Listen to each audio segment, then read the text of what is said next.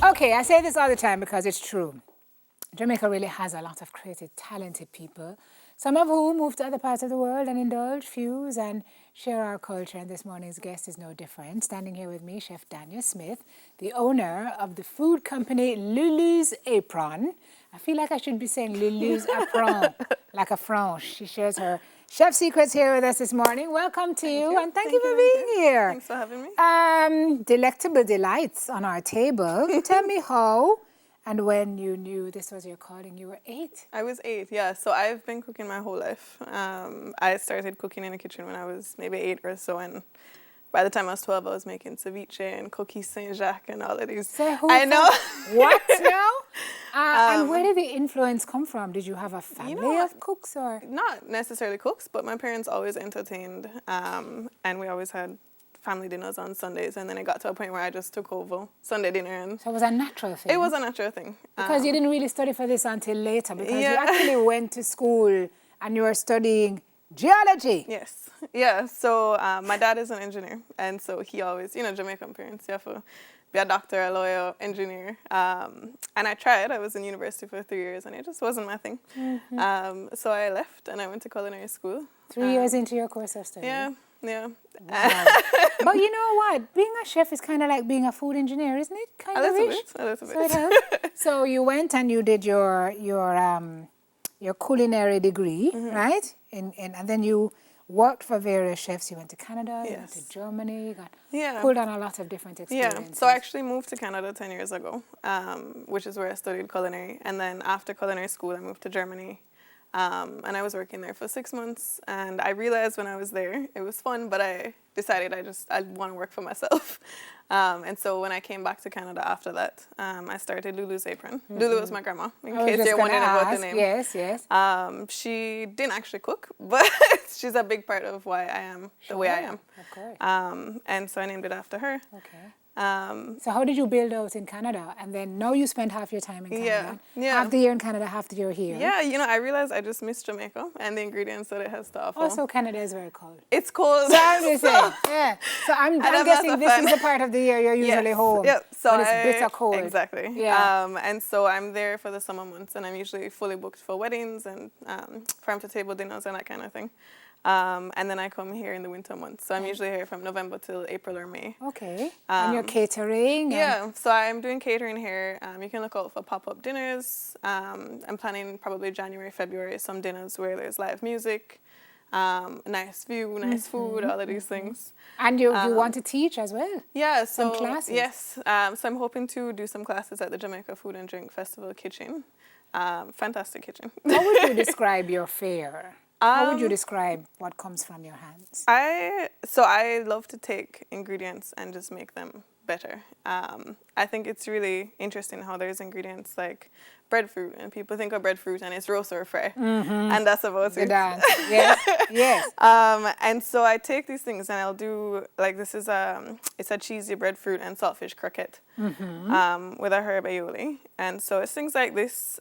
These are smoked marlin fritters with a sorrel chutney. And Scotch bonnet aioli. So it's kind of just taking ingredients that you wouldn't really think to put into different dishes and just turning them into something fantastic. So we're not going to come to Lulu's Apron and say, please for a fried chicken. There's so many other people that do that. Okay. So I want to bring something different to the table. I can make those things, but I try to bring something different to the table. Yeah.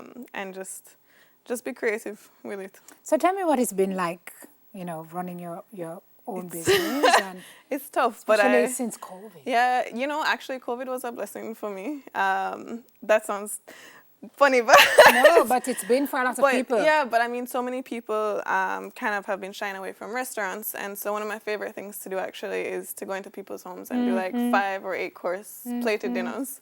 And then I'll make things like oxtail ravioli or things like this. And so it's been really good because people have been wanting more in-home experiences. So I'll go in and do dinners for 2 groups of 6, things like that. So More it's intimate experiences. exactly, yeah. And boy, food is a big part of that. It is, yeah. Coming it is, together. And, for and sure. really the only opportunity many people have had to do that Definitely, since COVID. yeah. So what you say you have over here? So it's a cheesy breadfruit and saltfish croquette. Okay, so generally I don't do fish, but sawfish I don't mind too tough. Is it spicy? It's not spicy, no. I wish it were, but I'm gonna taste it. But tell You me know, what you have never here. know. What's here? So this is a chocolate pot of cream, and I've used pure A chocolate what? So it translates to a pot of cream. So it's basically pot of creme. think of it as fancy chocolate pudding, but Okay. I've used local chocolate. So that's another big thing for me. It's using local ingredients and just kind of celebrating what the location I'm in has to offer. So it's with an orange compote Oh my God, and this whipped is cream. good. Thank you. Thank you. Listen Thank to you. it, huh? Thank you. And so No, I you agree. just go want me to just hold it. I don't have any qualms in it, but people are gonna watch TV and say Simone don't have any brought up say. Because I will just hold it in my hand and eat it. Lisa, That's the when you best pass way. me a piece of napkin, please. Yeah? It's all good. Yeah, I bring this over for you. They know. The people know me. So we can taste. And these are freshly. Yes, I just fried these up Right. before. So there's Breadfruit. Gouda cheese, yeah, and breadfruit, Yeah, Gouda. and a little bit of saltfish. So this actually is my take on a Haitian dish. So I love picking from other cultures and just kind of working with that and turning it into my Really own. good. Thank you. Thank you, thank you. That's very good. It's different. Drop some scotch in there. It's Right? good. Yeah. The breadfruit with the cheese, Yeah. with the saltfish. Yeah, I love Perfectly them. balanced. Thank you. So are you doing a lot of stuff here now in Jamaica? Yeah, Are you- so I'm almost fully booked for December already, So which that's a is blessing, excellent. really. Yeah, it's been really good. That's so great. So why are you on the show? Can I No. talk about you and you talk about your show? Talk about Lulu's apron and nobody can My get Lulu January into is their open. January is open. And I'm here until April. So every year I'm here for the whole winter. So I'm here till April, and I have lots of availability for the new year. And you're doing weddings, if weddings, people yep. want small Yep. dinners, Yep, exactly. whatever kind of event Exactly, it is that yeah. you. Okay. Yes. And what are your plans as you look to grow your business? So I'm also actually a holistic nutritionist. Tell me about And that. so that was something I studied. I went back after culinary school to study holistic nutrition. Just because I wanted something that I could fall back on because cooking is tiring. It is. It's don't a lot it? of work. And so I realized also a lot of people think that healthy food is boring food. Yes, or it tastes bad. Or it tastes bad, but Yeah. it doesn't have to Right, be. And so my goal is kind of just to show people that healthy food can be delicious food. Not necessarily this, because this Well, is indulgent. Yes. But I mean, I'm not sure this is too healthy. But mean, it's dark but chocolate. options, right? But yeah, and so with that, I will likely turn to offering meal plans for people, and eventually, if I have more time, when I'm not so busy with catering, then offering meal prep services for people, Excellent. and that sort of thing. So you're scaling. Yes. That's great. That's But it great. is a small company. A lot of people think that Lulu's Apron is a group of people, but it's just me. It's just a testament to how And so, fantastically you're doing. Thank you. Because Thank people you, see thank the you. operations and they taste the food and Lulu, Danya and her team.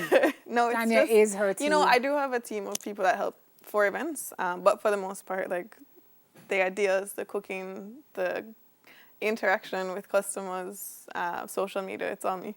But that's And good. so it's a 'Cause then lot. you keep but a I handle yeah, on your brand yeah, exactly. until you can take your time Exactly. to No, I visit wouldn't it. have it any other way. Yes, girl. I know exactly how you feel. So great to have met you this morning. Thank you. Thank you for bringing these delectable treats. You're welcome. If there are folks who are watching who want to book you in January, because she's booked for December. Solid. But if we want to hit you up, come January. Yes. Where do we find you in social? You can find me at Lulu's Apron, or my website is lulusapron.com, and then there's contact info on both Okay, both great. options there. Great, Danya. Like Tanya with a T. Yes, like Danya Tanya with a T. Smith, owner of Lulu's Apron. Thank you for being Thanks here for this having morning. me. We'll be right back, everybody, with more. Soon come.